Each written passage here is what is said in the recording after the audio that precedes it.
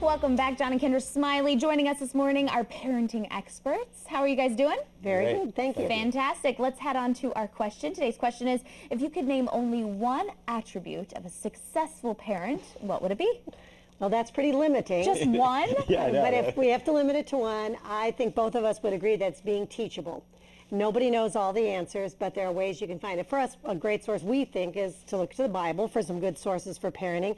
Going to parenting conferences, reading books. This is, by the way, a plug for our books. Who writes books on Well, these couches? we can find some. That's right. Those things are all important. You know, and also when you know there are successful parents, parents who've been through maybe what you're in right now, that's a great source for you too, if they're willing to share with you, because there are some common denominators that are helpful. Right, and we pick teachable because parenting is such a prideful thing, and it's so difficult. We look in the realm of like marriage, and usually the wife is the one that wants to learn more about marriage. So the wife is encouraging the husband, let's go to a marriage seminar, or let's read a book about. Sometimes. Yeah, kind of. We say that. Have you noticed that at your company? Well, yeah, On the sometimes. marriage ones, Yeah, yes, marriage ones. But in the parenting thing, both the mom and the dad, there's pride involved in that, and the mom wants to think, oh, I can do this. The dad wants to think the same thing, and so this idea of being teachable is very difficult. And so you look at that, just like Kendra said,